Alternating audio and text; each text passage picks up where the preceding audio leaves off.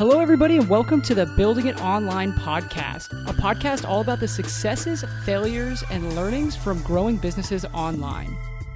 Hey guys, it's Mike here from the Building It Online podcast. Today we've got Larissa Miller here to tell us about Pi yoga pants and how she took an uncomfortable, tight pair of pants and turned it into a successful online company in less than 3 years.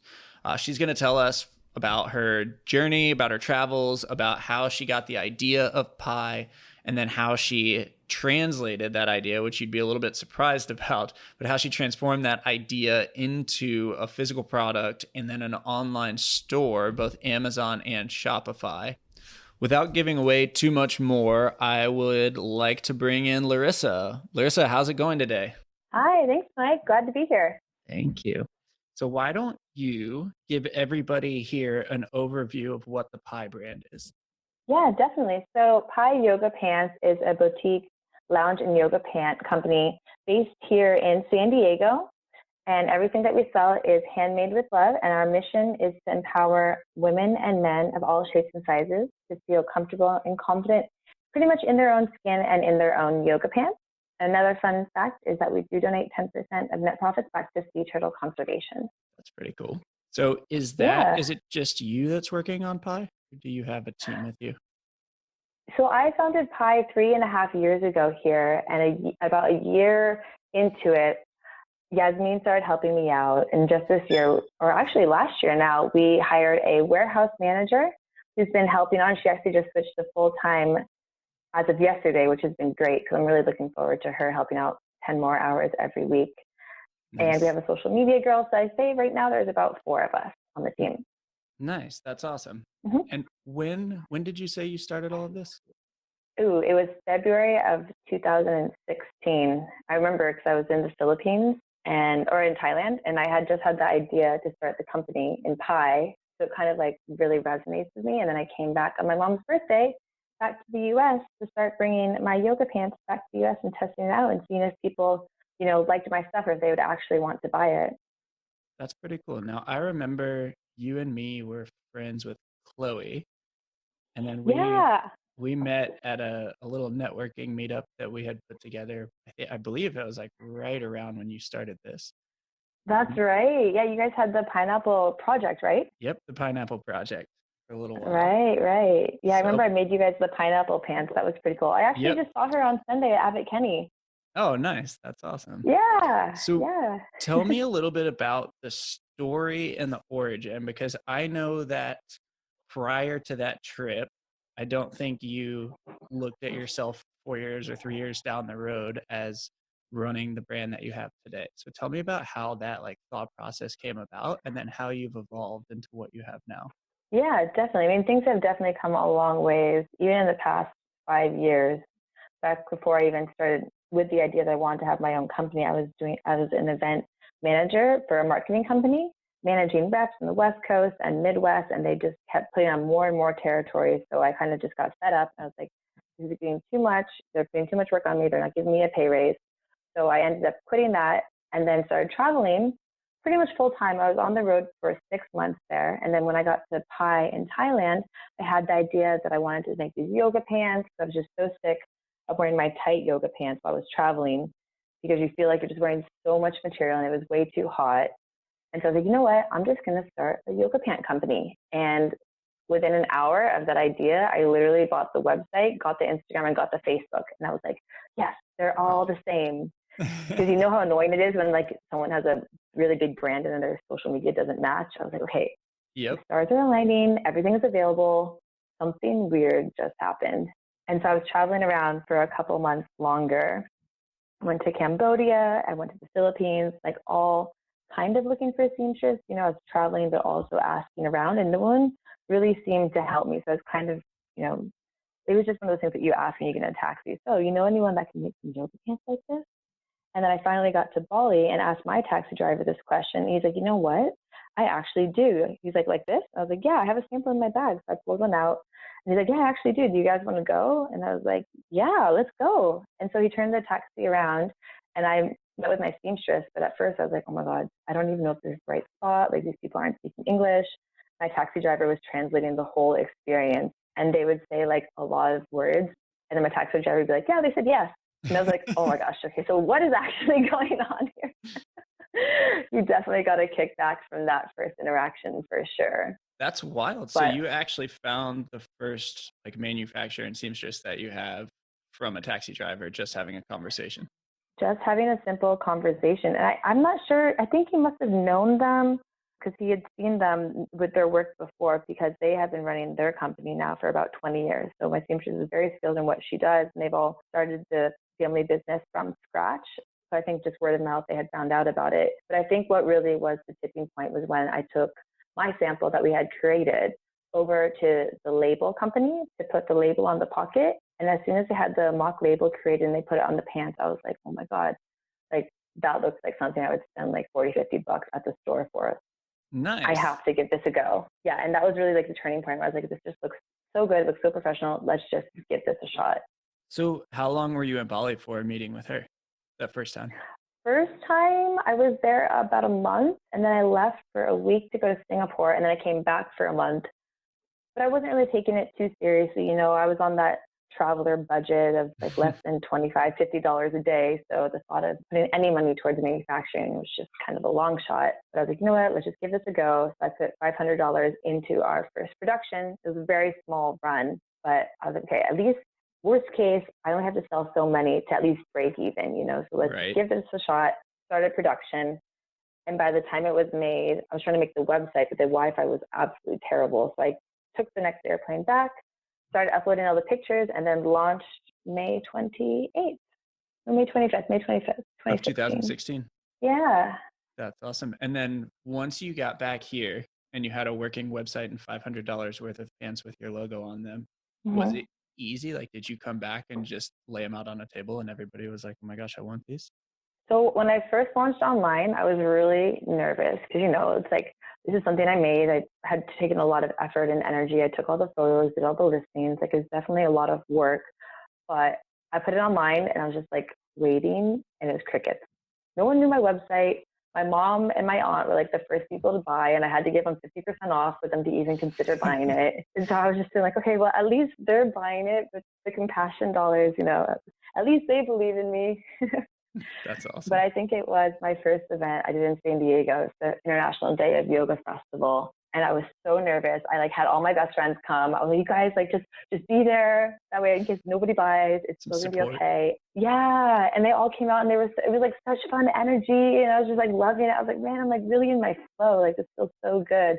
And it ended up being like a pretty good day for our very first one. I think I made $1,500 on my very first show ever. Oh, wow. And so a I was just $500 like, investment. wow. Yeah, I was so happy. I was like ecstatic. And at first, when I started making the Instagram, people didn't believe it was my brand. They thought it was like something I had started selling for. And I was like, no, I'm not trying to start my own thing. People were kind of confused, like, what? This is like so random. But I was like, yeah, I really just want to get into it. I remember I had the same thought where I didn't think it was something you were selling for. I just didn't understand, because I was like, wait, I know you.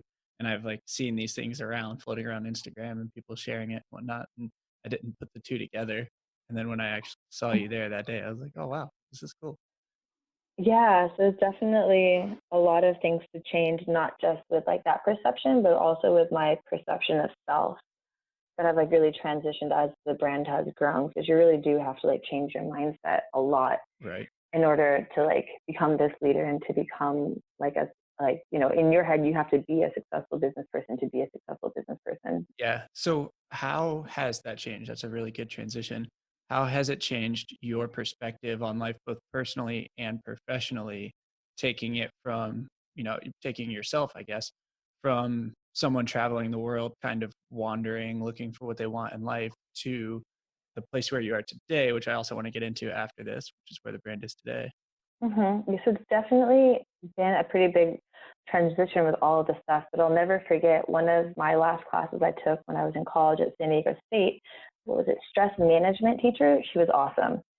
She made us do this one-page write-up. She's like, okay, write your ideal job, your dream job, without writing any details of what exactly you'll be doing, but just describe who will be there, where it will be, how you will feel, and try to embody that with whatever path that you choose to do, because that is like your happiness. Like, you can find it through many different routes. So part of my intention with starting the company was that I wanted to have a brand that would give back. Because to me, that's pretty valuable, because if you're just working for money and you're not really giving back, it kind of just, it reaches a certain plateau where it loses a lot of value. And I feel like it has a lot more worth if you can give back.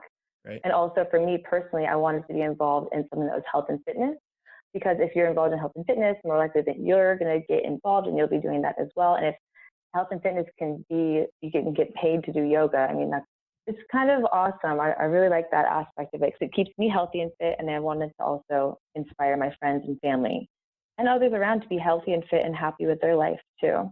That's cool. So in terms of giving back, I know that you guys do a lot with sea turtles. You mentioned that on here. Can you, I believe it's more than just donating, because I've seen some pictures personally of you out there swimming with sea turtles. Yeah. Tell us a little bit about that. Oh, sea turtles have been amazing. And I can't even believe, looking back on it, that not even, what was that, 4 years ago, I had never even seen a turtle in the ocean. But I've always been, I know, it's so crazy, because now I've seen so many, but I've always been fascinated with the ocean. I'm from San Diego, so beach has always been like the safe spot where you can go, and it's just like this beautiful, majestic thing. But I got into diving when I was in Bali and got to see all the turtles, and then also got to see a lot of the trash under the ocean. And I came back up, and like a lot of the reef, and I didn't even know that the reef was supposed to be colorful until I went to another location in the Philippines, and the reef was all many colors. And I was like, oh, I thought it was supposed to be white. They're like, no, if the reef is white, it's like dead or bleached or it's dying. Wow. And I didn't even know. I know, it's crazy to think about. But some of the main projects that we've been working on have been very hands-on. I'm very skeptical about just donating money to a company and being like, okay, here's like a couple $1,000s, and then you just really don't see the physical process of where exactly it goes. Right. So two of the main projects that we've been working on have been in Bali and Gili Trawangan. We worked with the Gili Eco Trust, and there's a lot of technical details to it, which I elaborate more in my blog about our sea turtle conservation. So we pretty much set up a rebar reef to reinforce the reef that's already there, and then set up a single current electricity to go to it and attach coral that is still living to the reef to help it regrow 8 times faster and 8 times stronger. And since then, it has grown quite a lot. And they actually took a picture of a turtle in our reef that we built. It was really cool to see. So if you put electric current to a rebar reef, then it grows 8 times faster? Yeah, single current. So it won't shock you. Nice. That's kind of cool. Yeah. Do you have photos of this? Oh, we have a lot of photos. We have videos. We have a whole blog up about it. And the woman we worked with was Delphine with the Gili Eco Trust. Okay. And if you ever go to Gili Tea, every time you go in the water there for diving or snorkeling, you actually pay 50,000 rupiah to the Gili Eco Trust, which helps with their conservation projects. And along their reef now, to protect their island, they have over 150 of these structures to protect the reef in situations such as a tsunami or hurricane, where their island would otherwise get destroyed. That's awesome. We'll have to attach some of this to the show notes in here. Oh, definitely. So yeah, it was really hands-on though. We almost lost Yaz with the current, because the current was really strong. We had to carry this like 10-foot structure underwater. Wait. And I'm like, Yaz, no. Yeah, it was pretty intense. I still have the scar on my leg from where it cut me, actually. Oh my goodness, that's wild. So I want to get into a little bit about the biggest aha moments, as well as the most difficult parts of your journey. But before we go there, can you explain where you are today? It's October 1st in 2019. So can you tell everybody like the difference between being in Bali, talking to a taxi driver and forking over a huge $500 for a few pair of pants, and then where you are today, maybe the difference in some of your order sizes and some of the volume that you're doing online? Yeah, definitely. So it's definitely scaled a lot. And I think what best identifies our growth is when we started getting on Amazon about a year after I started or 8 months after I started the company. We got on Amazon. It was just crazy growth statistics from year after year. It was like 10,000% from last year to this year. Like, wow. The sales were going up a lot. And that was just Amazon. Like, granted, like Shopify has been a little bit more gradual because that's just our base. But now an average order is like, place an order, I'd say every quarter. And it looks between like 2,000 to 4,000 pieces that we're ordering.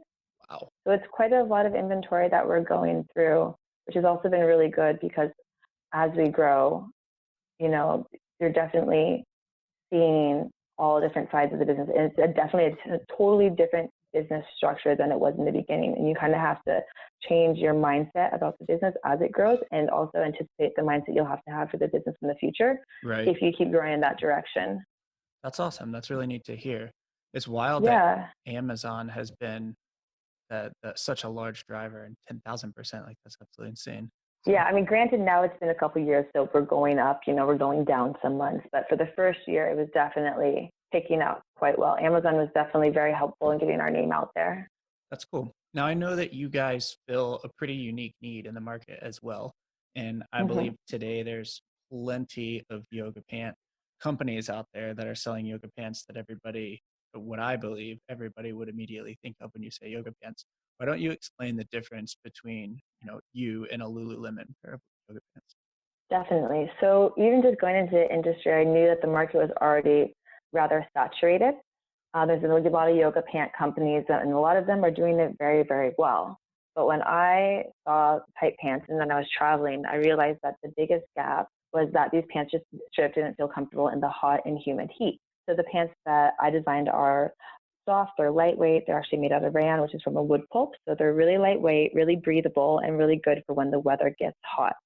And some people think like, oh, those are just harem pants, but they're yoga pants because this kind of pant wasn't really introduced into yoga the way it is now, and not really on like a boutique, in a boutique way. There's always like Okay. elephant pants and stuff like that, but it's always more like hippie pants. And so our whole concept was taking these comfortable pants, making them just look a little bit fancier into something that you can wear not only to yoga, but out on the streets, if you're going to dinner, out to brunch, wherever you might go, where you don't feel like kind of awkward, like, oh, I feel like I should go change, but you feel like, you look great in your clothes and you can wear them literally anywhere that you want to go.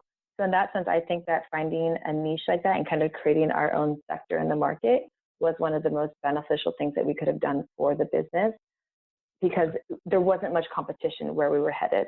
Right. That's great. I know I've heard a lot of good reviews and some of the things that I've seen with girls that are wearing your pants, and a lot of it is around the multiple uses. Like yoga is Mm. one of them, but just like you kind of said, like lounging and whatnot, like everybody loves them for various reasons.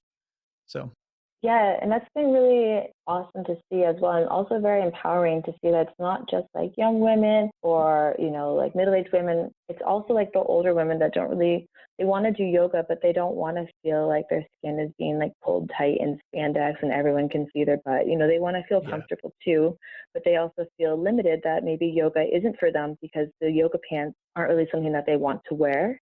yeah, So I feel like it's been quite empowering seeing these like older women at some of the events we go to, just really feeling comfortable and grateful. And now that we have expanded our size range, we now create petite pants, and we also create a large pant, and we even go up to size 24 online to pursue our passion and mission to empower women of all shapes and sizes to do yoga, and it starts with our yoga pants. that's awesome. That's really neat to hear. Mm-hmm.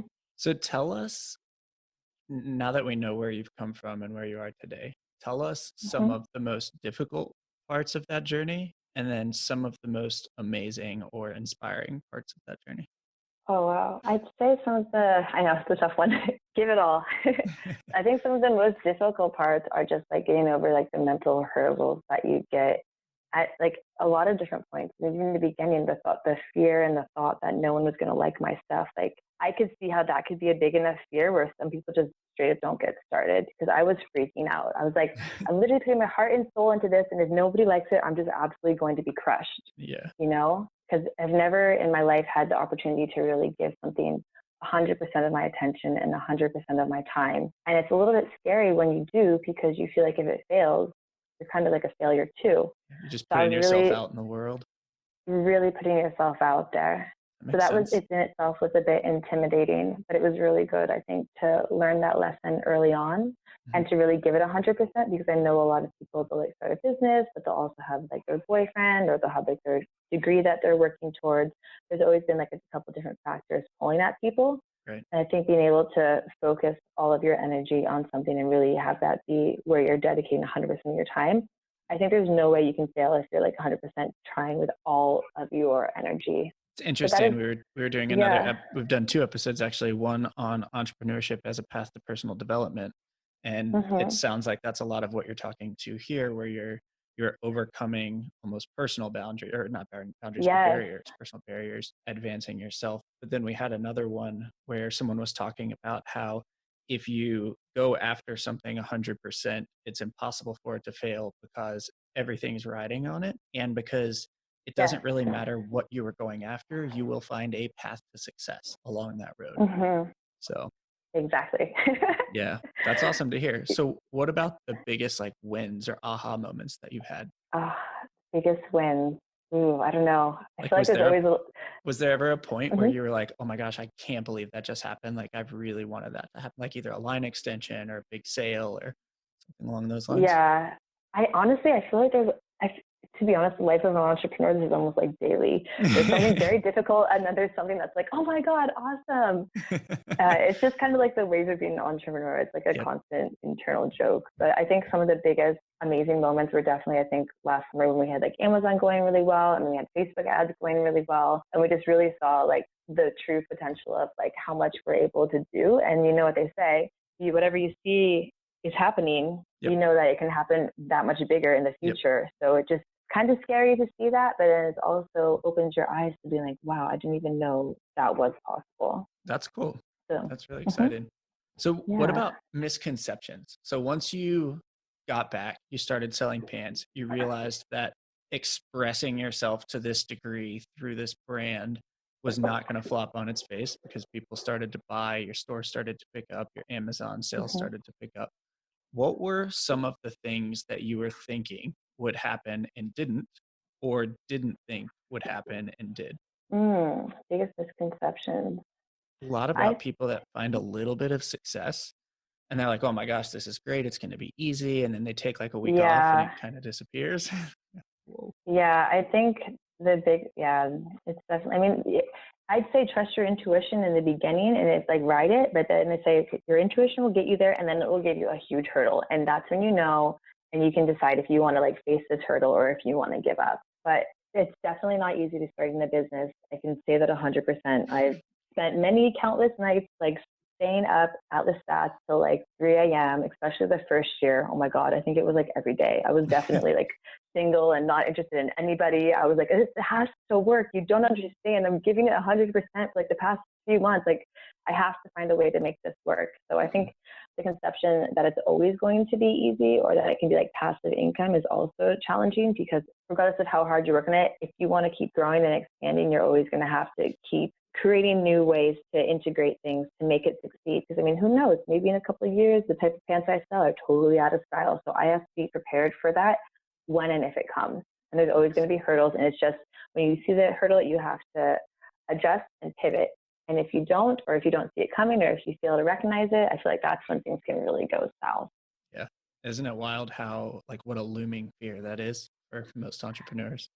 Yeah, and it happens all the time. I think it also happens when businesses get really big, really quick, Yeah. and then they like didn't really like make the solid foundation when they had the time because all they're thinking is, I just want to make millions, and then they Right. don't really build up a good foundation, and the next thing you know, they're going out of business. Like I don't know what happened to the elephant pants, but as of December 14th, they're not posting anything. Their website is down, and that's our biggest competition. So Really? As of you just December got to 14th be of careful. 2018? I think it was 14th or 16th, but yeah, I Wow. don't know what happened. No one knows. It's our competition. So I know they got on Shark Tank, and so all I could think is maybe they got too big too quick.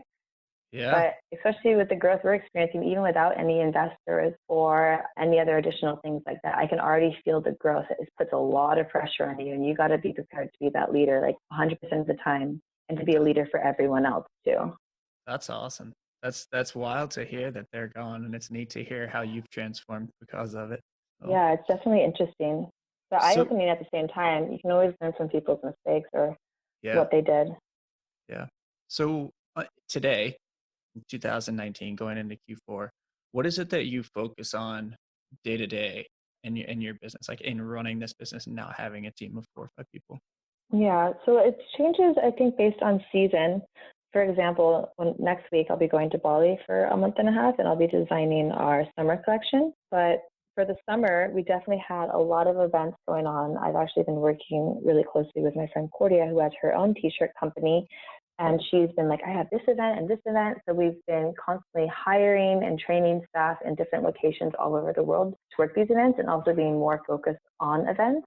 But moving forward into Q4, I'll be more focused on our Amazon, maintaining that, optimizing our ads, and doing production. But then come January, we're going to be focusing on creating our year-long marketing plan for 2020. So it just, I think it depends on the season and how far we've come with the business. And my role is constantly changing, and you just kind of have to be ready for that and be willing to accept the change and be able and willing to learn. That's neat. And is that something that you went to school for, to learn how to do all that? Or is that something that you've picked up just over the years? I actually went to school for communications, like the psychology of people and how they communicate, and then also marketing. But the degree barely touched on any of this stuff, like why they don't teach how to get on Amazon or do Facebook ads or even make a website in college. I'm like, this is definitely marketing. I just was thinking about that the other day, actually, how they were teaching us for like market research, how to do market research, you need to stand on the street corner and like have a survey and do it on paper. And I was like, oh my God, now you would at least use a tablet or just online. And how is that segmented? Oh my gosh. There's so much data available online. I really think that online is the way to go, especially moving into the future. There's just so much more data and analytics. And it's getting more and more easy for you to really focus in on your target demographic. It's wild how far we can be in technology, or how advanced we can be in technology, but also how restricted we can be in other angles. And I was talking to a guy the other day that had product demo for Ford, and Ford did not, they didn't have a way, when somebody showed up in person, they didn't have a way for them to fill out something in order to get into a car via tablet. So they had to fill out a piece of paper on a clipboard, and then they hired another company to input all of that into the database. Oh my God. Yeah, what a waste. See, it's like, I think it's again that concept, like getting too big too quick, or maybe not seeing, because I feel like if you go big, you're not really able to see all the details that are getting missed, whereas that would have been an easy fix, grab a couple tablets. Yeah. So. It's harder to make changes too when you're really big. When you're still small, you can be like, okay, nope, things are changing today, and tomorrow they'll be different. Right. That's awesome. So what advice do you have for people in the world that want to build a business online? A ton of advice. It depends like what stage they're at. Are they like 100% ready? Nope. Are they like just getting into it? I mean, just the concept, just the idea, for people that are like, man, I really want to do this. Where you were essentially when you're like, I have this passion and I don't know what people are going to think. Yeah. So, I mean, how I got started and what really gave me the inspiration to also move forward is I had made a sample, and then just seeing that sample is really kind of what got me going. And then also like wearing it, and I kept getting compliments. And my rule of thumb now is if I'm going to make it, I'll wear it and test it out. And if I get compliments on it, then I'll pursue it. But if I'm wearing it, if I'm using it and people aren't really like engaging naturally, it kind of doesn't really have that stir. So I feel like that kind of creates its own buzz about it. But I would just say, get started as soon as you can, because the faster you can get started and get going, the faster you can fail. And the faster you can fail, the faster you can get back up and then get back going again in a better way. So the more action you take, especially in the beginning, my whole idea was like, okay, I need to make executive decisions really quick and just be mindful. And if it's wrong, it's okay to go back and change it, but you just have to like make these happen really quick. Otherwise, because you're already behind everybody else pretty much. Right. So just get started as soon as you can. And my boyfriend's always saying like, think bigger, start faster, act smaller. And I think that's a pretty good rule of thumb as well. It's the move fast and break things model. I love it. Yeah, kind of. But he also calls me a spearhead, so I don't know. I guess everyone has their own strategies, but I'm like, if you think about it for 2 years, by then it'll be out of style. So you better just try it now already, or just stop talking about it. Or someone else will have done it. Yeah, exactly. Cool. Well, the last things I have here, just a few lightning round questions for other people to pick up on some of the tips that you've had. So what are your favorite books or podcasts? So I'm currently obsessed with Audible. And I've been listening to these books almost, I think, for the past like 4 months now. I started with The Rich Dad, Poor Dad, and I think that is like a really excellent book for anyone who's just getting started on just the concept of money. And I was actually at this workshop or this festival, Bhakti Fest. It's a yoga and spiritual festival. And this girl, she's like, yeah, I just have like such a bad relationship with money. Like, I don't feel like I need it, but I feel like I need it. Like, I just feel like I'm not worthy. And I think if you want to get down to like the really beginning stages, I think having a good relationship with money is really a great way to get started, because then you can feel worthy and have that sense of abundance and prosperity and not feel guilty for wanting that. So I really think that Rich Dad Poor Dad is a great place to start. And another really good one is Think and Grow Rich. Both books complement each other very, very well, and they really give you a great foundation for getting off the ground, getting that confidence, and realizing that it's a great way of life once you can keep it going and keep it developed. Those are great. I've read both of Mm-hmm. those, and I Oh, yeah. constantly mix up the references between the two. Yeah, they're so good. Yeah. Cool. Well, what about your favorite mentors? Give us 2 or 3, and they can be alive or dead. Okay. I think my biggest mentors would have to be my mom and dad. They've had their own businesses now for, I mean, ever since I can remember. I think my dad worked at, what was it, Pizza Hut when he was 18, and then he quit and they started doing his own thing right after that. He's like, I am not meant to work with someone else. And Wow. he's super stubborn, so I can see why. Yeah, that's awesome. But it's given him that drive, and so it's really good to be able to like bounce ideas off of them. And even though, I mean, they have a totally different mindset and approach to business. They never went to college. They've always been like the work hard and like make it like, if you never give up, you never fail. So always just sticking to that. So it's been really interesting to see their approach, and then also mixing in like marketing and online world to create, a business that succeeds. Nice. And I think my other one would be Martin Luther King Jr. My birthday is the same day as his, so deep down internally, I was like, "Oh, Martin Luther King Jr. and I have the same birthday. Like we have both on the same mission, to make people feel, yeah, that feeling of empowerment, and like sticking up for everybody." And I feel like, even though it sounds kind of cheesy, I mean, when you're a kid, you believe that stuff. So I think that did kind of like make me always feel like I need to stick up for everybody. Yeah, that's the kind of thing though that, if you believe it when you're a kid and you can transform that into something when you're an adult, then it truly does like prove that your thoughts become your realities, So that's awesome. Cool. Yeah. Well, if you had, the last question we've got here, if you had to start all over again, what are the first 3 things that you would do? Ooh, I think I would have definitely taught myself how to do Amazon sooner, because I didn't get started even until like a year after the business. And I would have got that started just right away. I don't even know if I would have had to make a website or Instagram or any of that. Amazon is a great platform with many different customers, and it definitely gives you really good leverage. I mean, that would be a great place to start. And then, except if you have your own label, private label, if you sell something else, I think you're just going to get swamped with a competition. So I think what does that mean? The private label aspect of it? Is that just your design? Exactly. So it's your brand. So if you have your own brand, then you're private label on Amazon. If you're trying to sell, for example, I don't know, a CD or I don't know, something else. And then if someone else lists the same CD, then you have the buy box, and then you're competing. You have to keep lowering your bid, hoping someone will bid on your item. But if it's your private label, no one else can really sell your stuff. It is yours. So you always 100% of the time win the buy box. That's great. Okay. And what about the third one there? I think I definitely would have hired help sooner, because the more help, I mean, if you have help, you're literally working at double the speed.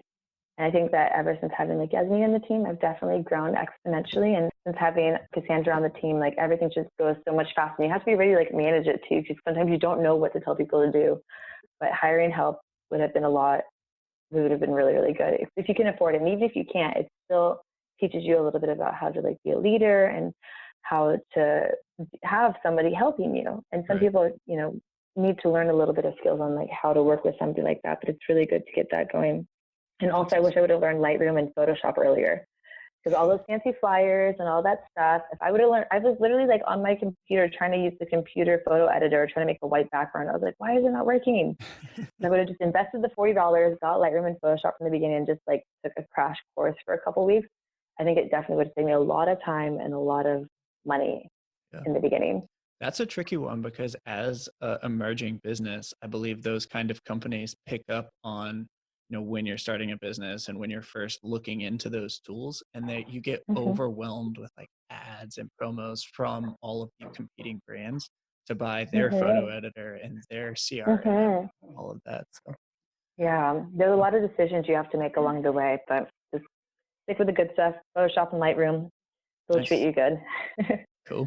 So lastly, those are all the questions that we have. But if anybody listening to this wants to get in touch with you, what's the best way to do that? The best way is usually by email. Our email is support@piyogapants, support at piyogapants.com, or even on Instagram at piyogapants, same way, piyogapants. We're very responsive to both of those handles, and we're checking it at least like once every 2 days or so. And we'll put all of those in the show notes as well in case anybody wants to use them. Well, thank you very much. Thank you. And I just wanted to say, we wanted to give all of your listeners a special discount for listening to our podcast today and for tuning in. And the 15% off code is Building It Online with no spaces, and it gets you 15% off. That's awesome. In case you guys didn't hear that, that's a 15% off code at piyogapants.com using the promo code Building It Online. Well, thank you very much, Larissa, for coming today. I really appreciated this. It was awesome having you on here and catching up. Yeah, same. Thank you so much for the opportunity. I'm really proud of you with all the work that you've done, with everything that you've done. Like, you're an inspiration in yourself. Like, we need to interview you one of these days. Let's do it. Turn it around. Yeah, that'd be cool. Cool. All right. Well, this will be the end of the podcast. I do sincerely appreciate you being on here. This is awesome. Thank you.